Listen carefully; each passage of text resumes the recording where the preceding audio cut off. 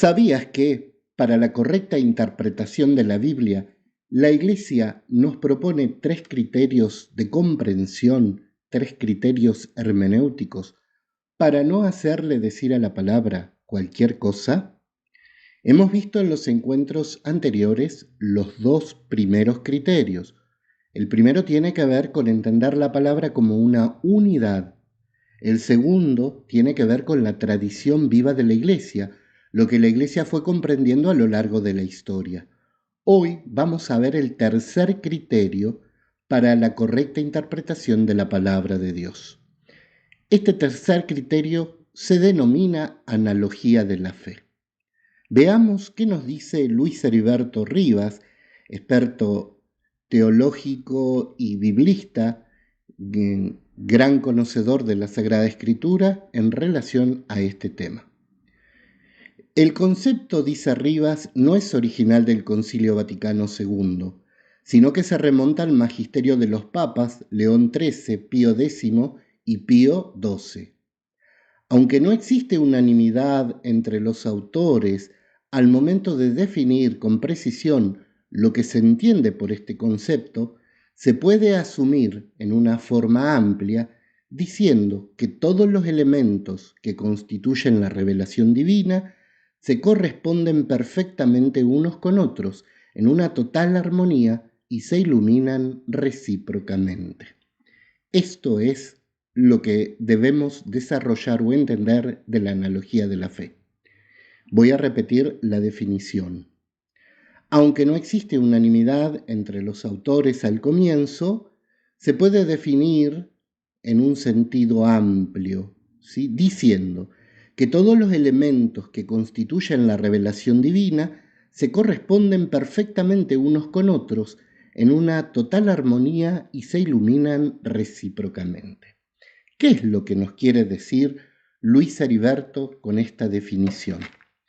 La analogía de la fe supone que las verdades que Dios nos deja en la palabra sobre su persona divina, allí en esas verdades no hay contradicción alguna, no hay oposición y se armonizan y coinciden de manera perfecta. Esto supone una pedagogía de Dios. Al comienzo, Dios se define, veamos ahora en el libro del Deuteronomio, lo vamos a ver con ejemplos. El libro del Deuteronomio en el capítulo 6 va a decir, 6, versículo 4, escucha Israel, el Señor nuestro Dios es el único Señor. Allí, el pueblo de Dios tiene que entender que Yahvé es el único Señor del pueblo. Todavía es en un contexto donde los demás pueblos pueden tener sus dioses, pero el único Dios del pueblo es el Señor Yahvé. Todavía no estamos frente a una idea monoteísta. El monoteísmo va a ser un poco más tardío. Hay una monolatría, el único Dios del pueblo. Paulatinamente la revelación se fue complejizando y Dios a lo largo de la historia de la salvación nos fue dando a conocer cómo es el Señor. Para el tiempo del profeta Isaías, vamos a ver que ahora sí estamos frente a un monoteísmo mucho más firme y sólido. Fíjense lo que va a decir Isaías. Isaías capítulo 45 versículos 5-6. Yo soy el Señor y no hay otro Dios. No hay ningún Dios fuera de mí. Yo hice empuñar las armas sin que tú me conocieras, para que se conozca desde Oriente y el Occidente que no hay nada fuera de mí. Yo soy el Señor y no hay otro. Ahora sí, ya no estamos frente a un Dios nacional, no es el Dios únicamente del pueblo de Israel, sino que estamos frente a un monoteísmo. Dios aparece y se revela como el único Dios. Al principio es el Señor, pero es el Señor de Israel. Ahora se define como el único Dios y no hay otro Dios fuera de él. Estamos ahora, sí, en presencia del monoteísmo. Esto es como distintos momentos de comprensión donde Dios se fue dando a conocer de manera más intensa. Para los tiempos de Jesús, la revelación sobre el misterio de Dios es plena. Por eso, en el libro de Juan, el Evangelio de Juan, capítulo 10, versículo 30 a 32, va a decir: el Padre y yo somos una sola cosa. Frente a estas palabras de Jesús, los judíos se escandalizan. ¿Cómo que el Padre y Él son una sola cosa? Jesús se revela como Dios, y esto es novedoso. Podría llevar a una confusión pensar que Jesús es otro Dios fuera de Dios. Él se define como una unidad con Dios. El Padre y yo somos una sola cosa.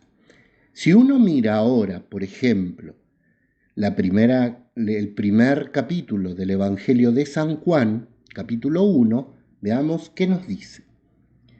Al principio existía la palabra estaba junto a Dios y la palabra era Dios.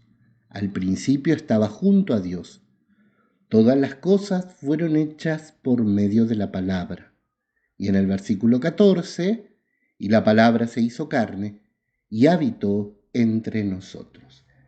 Es decir, al principio, este principio es desde siempre. El Hijo, la palabra, estaba frente a Dios y la palabra era Dios. De modo que Jesús se revela como una unidad con el Padre.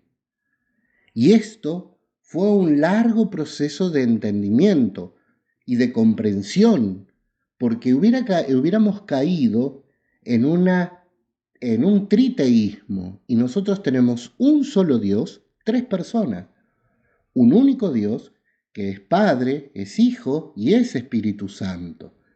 Por eso allí las verdades de fe de lo que Dios quiso darnos a entender de su persona, no hay oposición, sino que se complementan, se armoniza y se profundiza el conocimiento sobre Dios.